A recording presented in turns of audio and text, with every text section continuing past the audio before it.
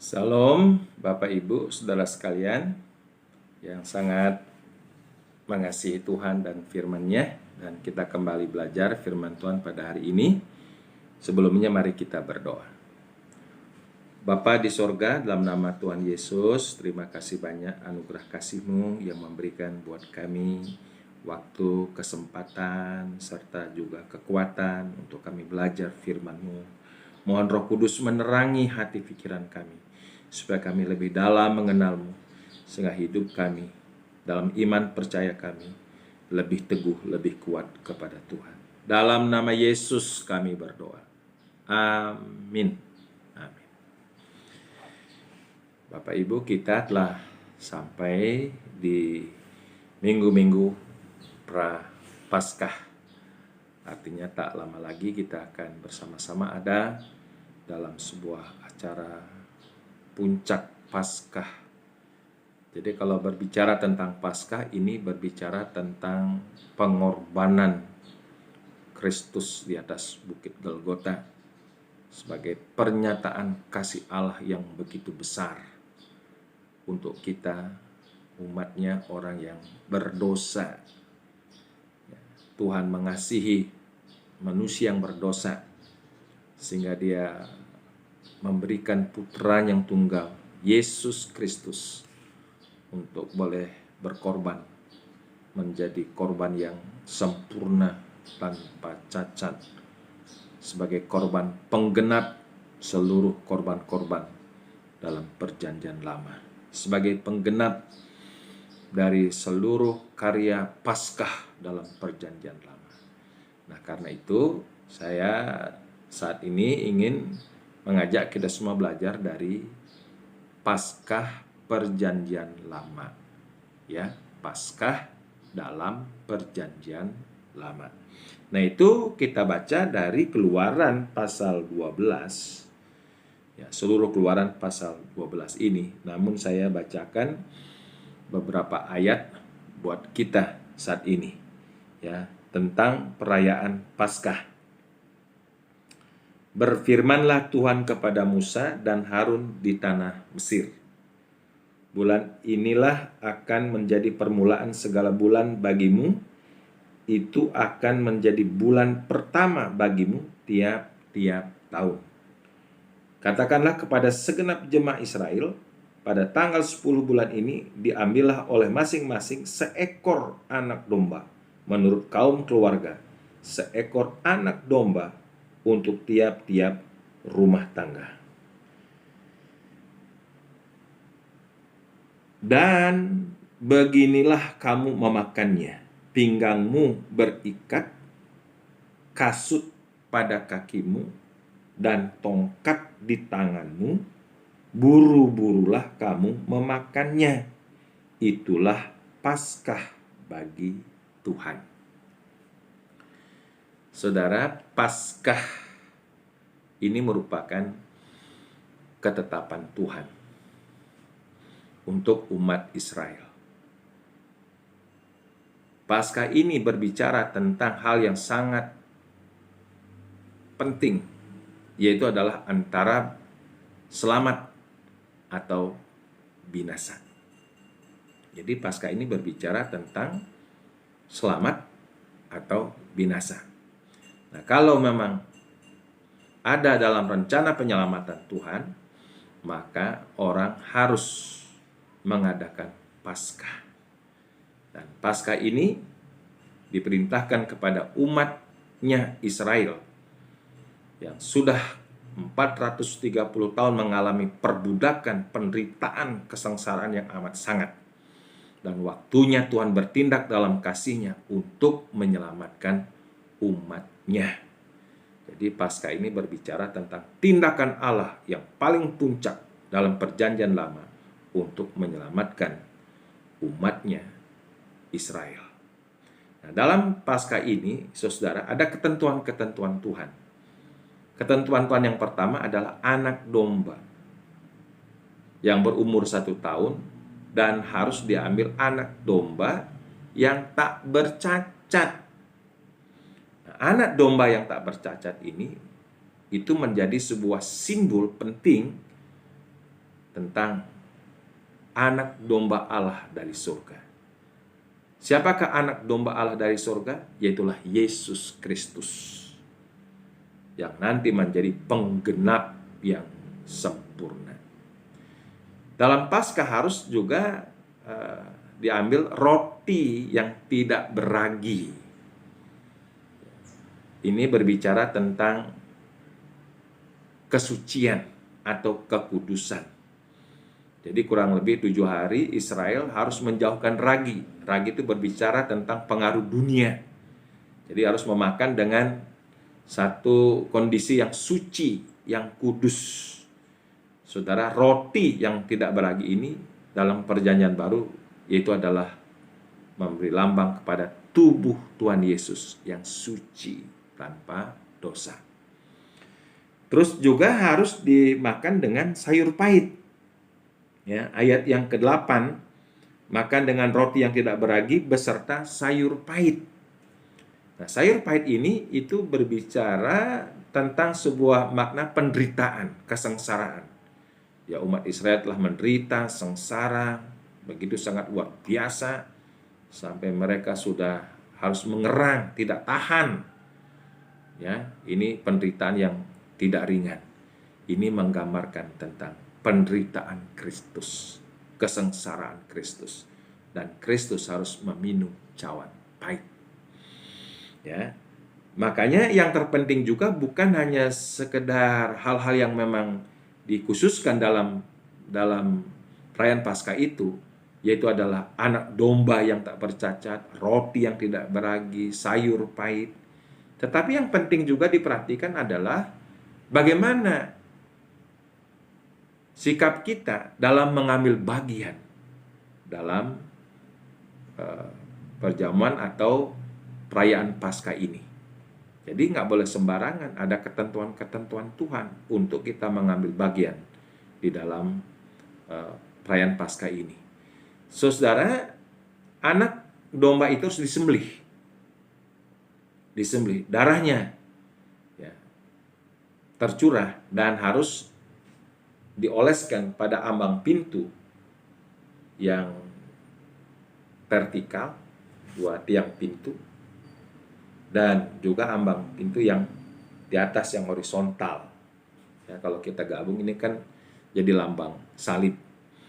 Nah, sebagai satu syarat, kalau nanti ada malaikat maut yang datang, itu akan dilalui. Maka selamatlah seluruh anggota keluarga yang ada di dalam rumah itu karena melihat tanda darah itu. Jadi saudara, ini maka dikatakan Paskah itu berbicara tentang selamat atau binasa. Nah, kalau malaikat maut, ya, ada ketentuan Tuhan dalam tulah yang ke-10, suruh anak sulung akan mati, dari anak raja sampai rakyat jelata bahkan sampai binatang. Tetapi di keluarga Israel yang mengadakan Paskah, ada darah yang dioleskan pada ambang pintu horizontal dan vertikal, maka selamatlah seluruh keluarga itu. Saudara, dan juga ada roti yang tidak beragi. Ya, yang ini harus dimakan juga dengan satu aturan-aturan yang khusus. Ya, harus menjauhkan ragi.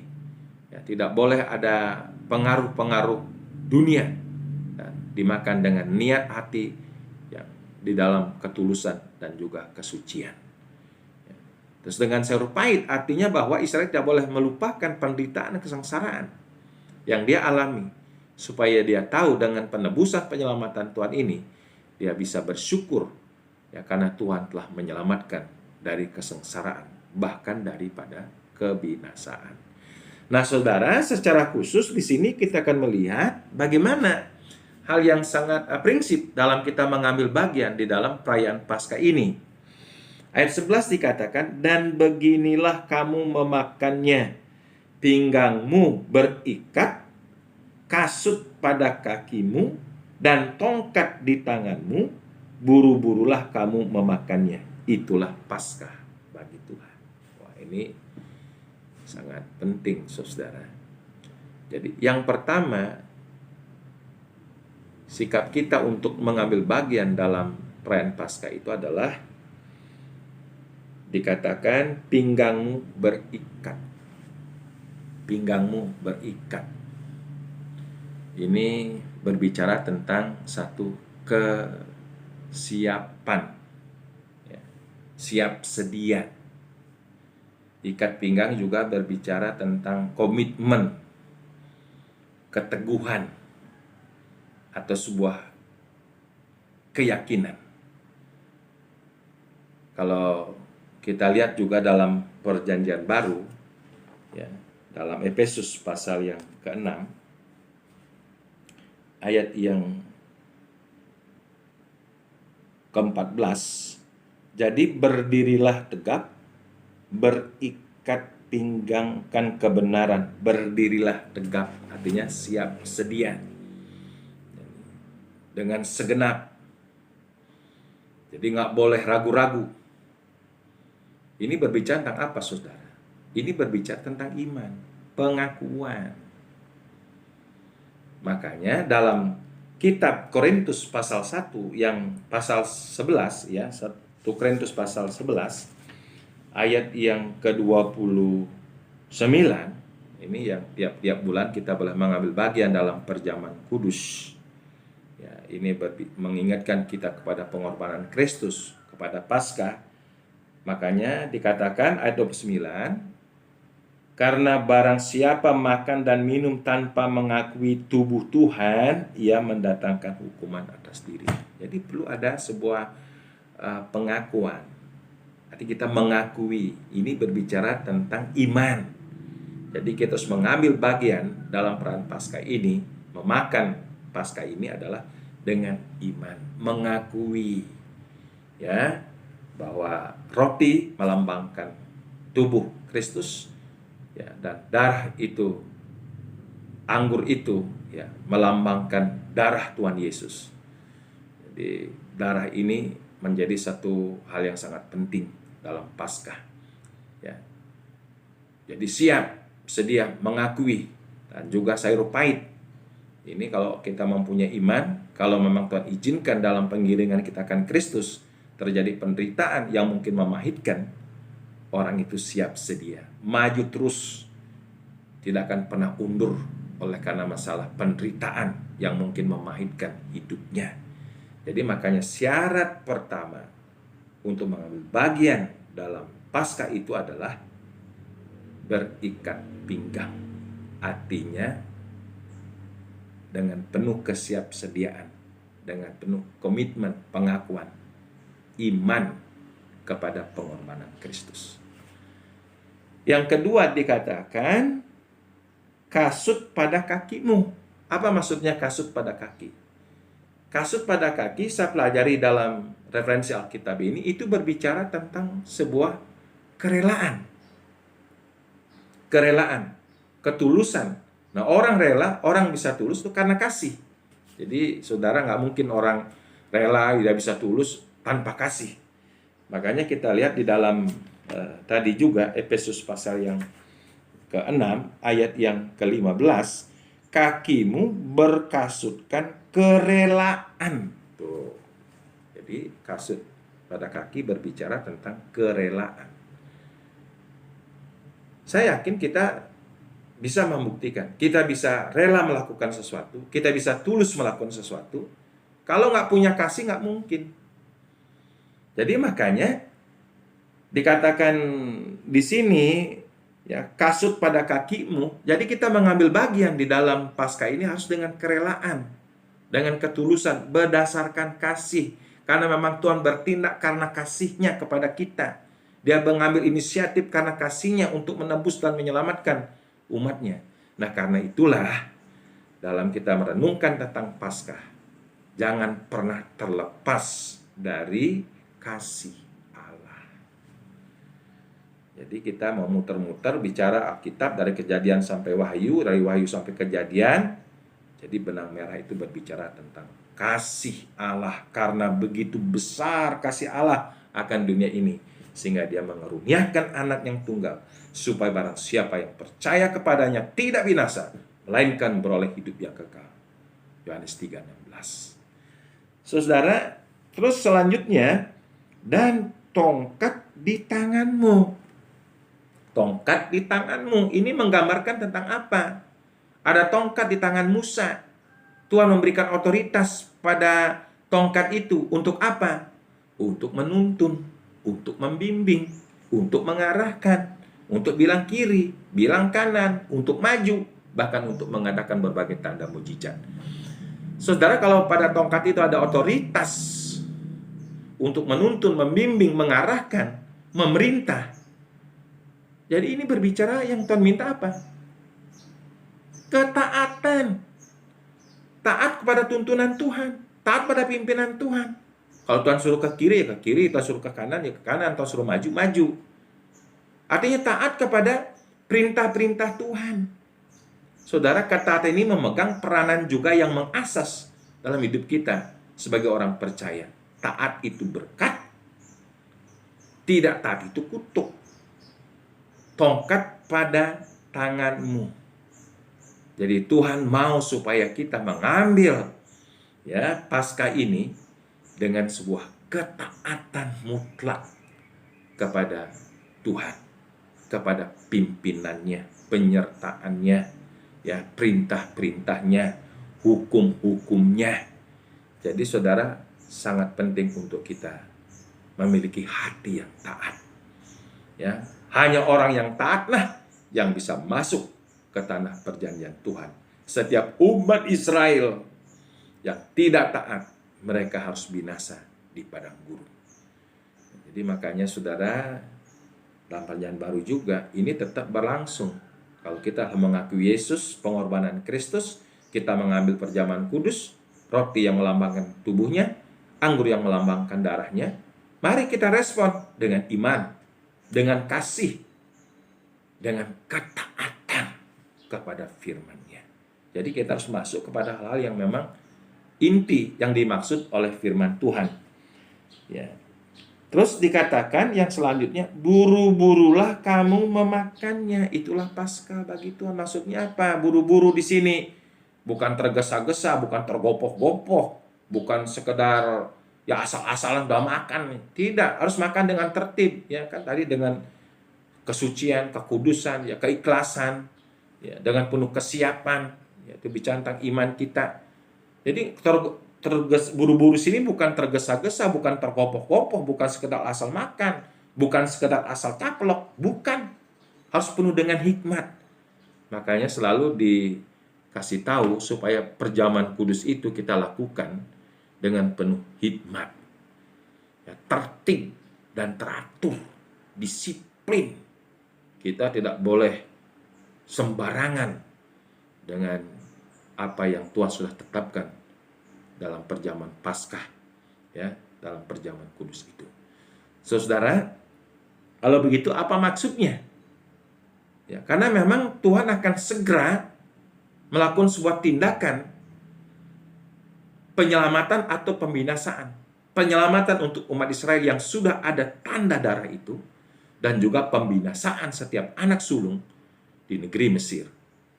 Karena mereka telah mengeraskan hati dan tidak mau percaya. Makanya percaya itu hidup, tidak percaya itu kematian, kebinasaan. Simpel-simpel aja. Jadi kita nggak usah ruwet-ruwet dalam hidup ini berteologi. Percaya, hidup. Tidak percaya, binasa. Gitu aja. Jadi saudara, ini penting ambil prinsip dalam masa-masa sekarang ini. Kita supaya jangan belelo-belelo ikut Yesus. Jangan medium, jangan jadi mediocre. Jangan sekedar-sekedar. Tuhan minta kita ini excellent selalu. Semangat kita excellent, iman kita excellent, kasih kita excellent, pengharapan kita excellent, pengiringan kita excellent, pelayanan kita excellent. Itu yang Tuhan minta. Kalau orang yang medium, suam-suam itu sudah tereliminasi dari Tuhan. Saudara, ini dikatakan buru-burulah kamu memakannya.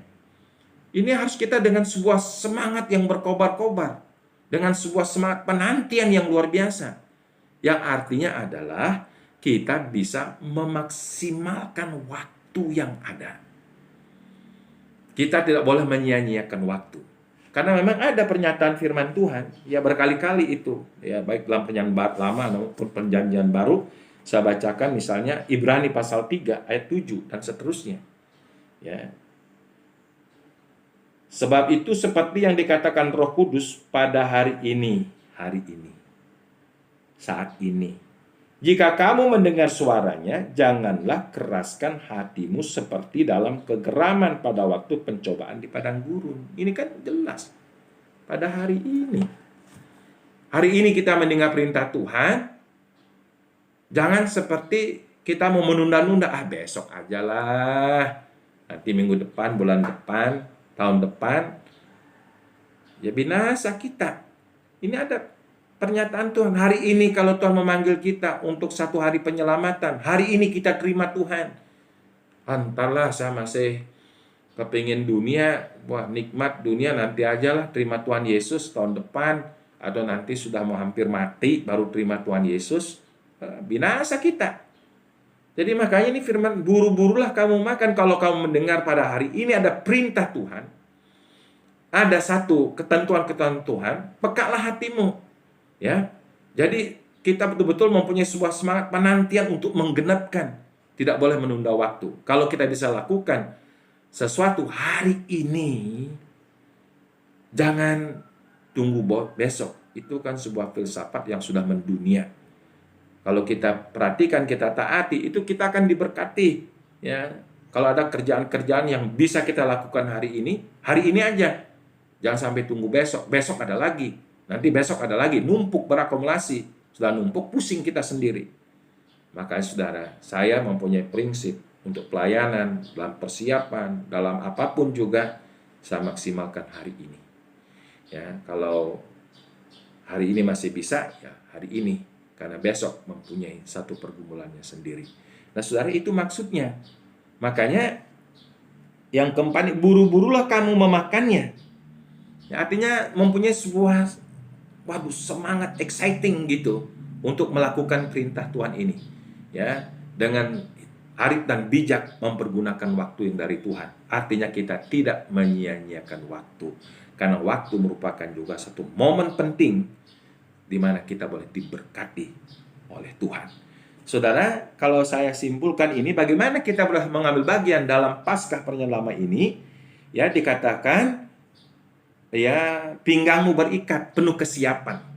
Ini berbicara tentang suatu komitmen, keteguhan. Ini bicara tentang masalah iman. Dan dikatakan juga, kasut pada kakimu, berbicara tentang kerelaan yang berdasarkan kasih. Respon Paskah dengan iman, dengan kasih, dan tongkat di tanganmu dengan ketaatan.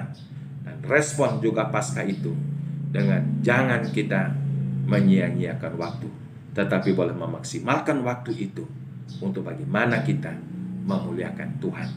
Saudara, ini memang merupakan tindakan real dalam sebuah sejarah, tetapi walaupun demikian, dia merupakan tanda, simbol.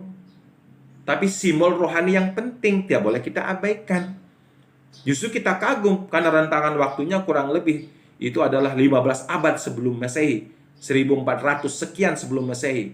Sekarang kita sudah tahun 2000-an. Ya, jadi itu menyangkut sudah waktu yang 3 milenium atau hampir 4 milenium, panjang rentangan waktu.